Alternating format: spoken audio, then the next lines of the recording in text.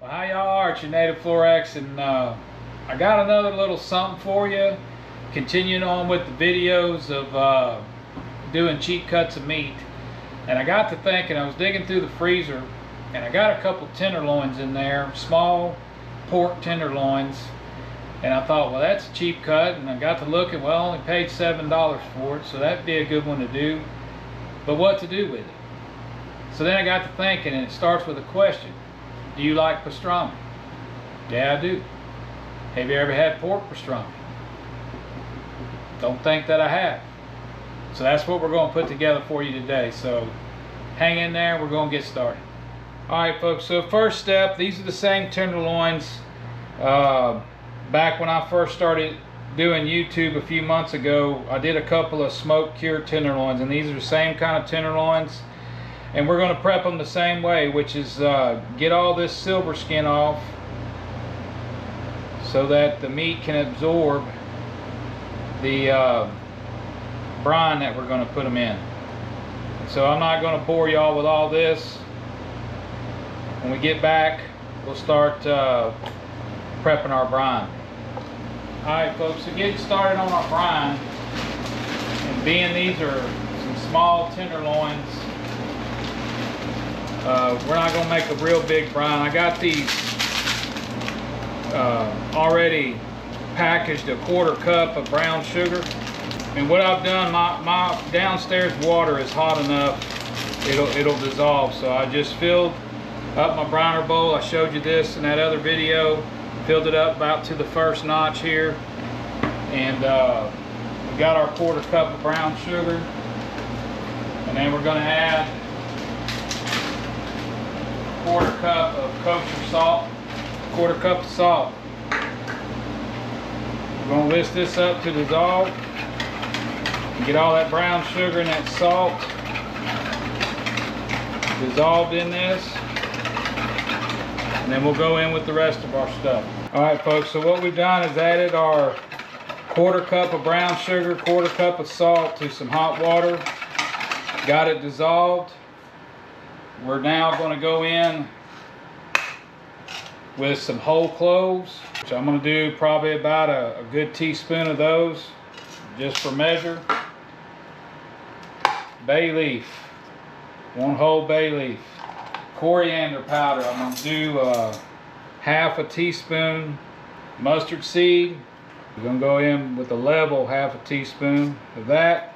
Juniper berries, I'm going to try to get, I'm going to count them out here, about 20 berries. Chunk them in there. And last but not least, allspice berries, or whole allspice, about 20 of those. Alright folks, so I said that the allspice was the last ingredient. I almost forgot the most important one.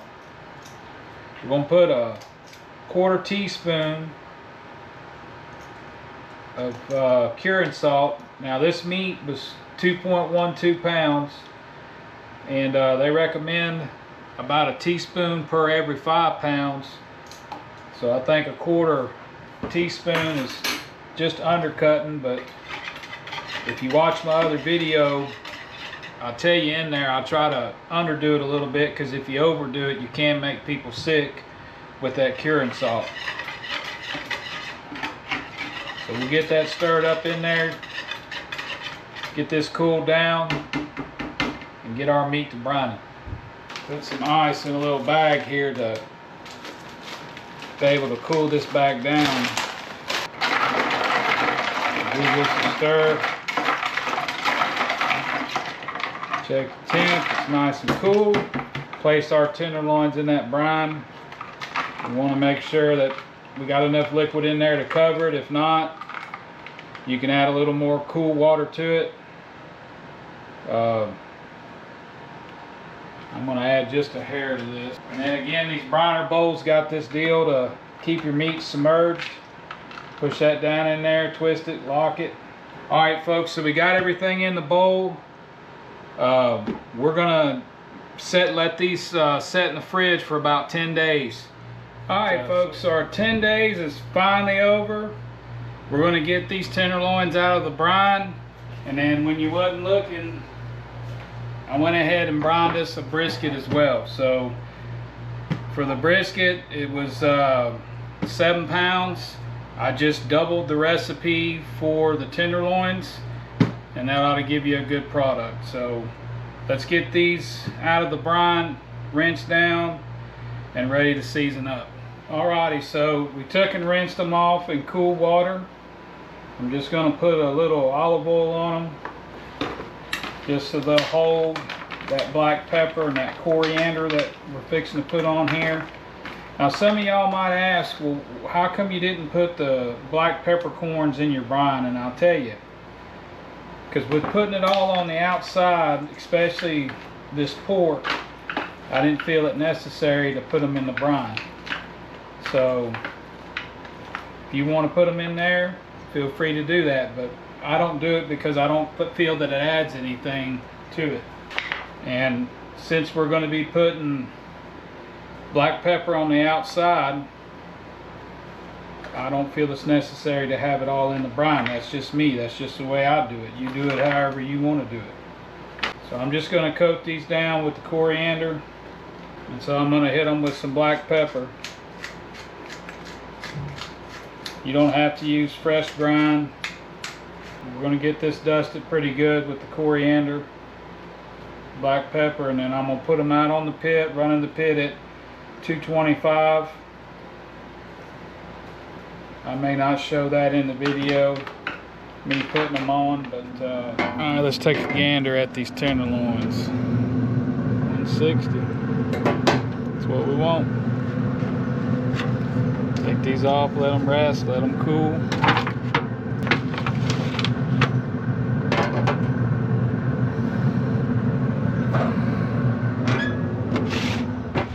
Alright folks, so our tenderloin is cooled a bit.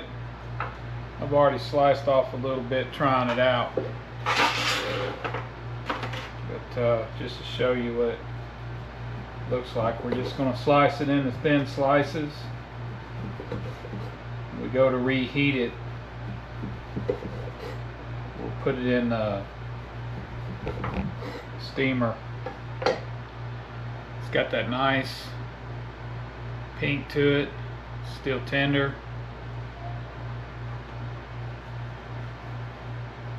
Good stuff. So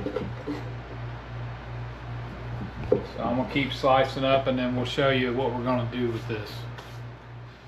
Alright, so what we got is just one of them steamer baskets. A little bit of water in there. We're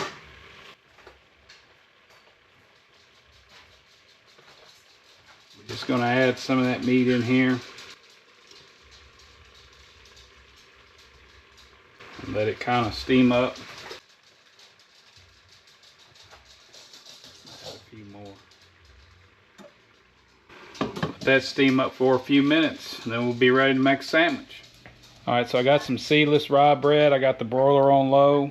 Just going to toast these up on both sides so we can make us a sandwich. Boy, I wish you could smell that pastrami smell coming out of that pot right now. Alright, so we've been in there a few minutes. I think that's good enough. It looks good and hot. Just gonna take it out, make us a sandwich. Alright folks, so we got our lightly toasted rye bread.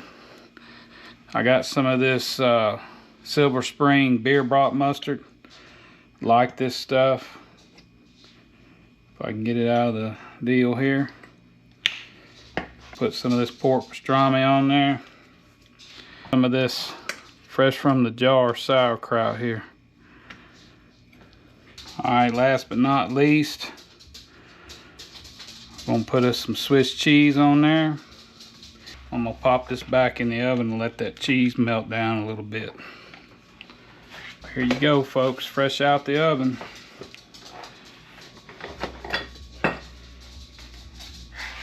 Scoop that up, put it back on our plate, top it off, and let's give her a taste. Alright folks, let's get down on this pork tenderloin pastrami Reuben sandwich.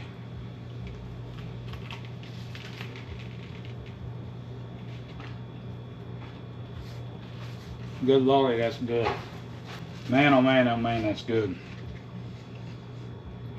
So again, folks, takes a little time to do. The product is really good. You can take this and put it in your freezer and keep it for a while if you want. But if you do that, I recommend you thaw it out, put it in the steam basket, make your sandwiches. So other than that, I'm gonna get busy on this.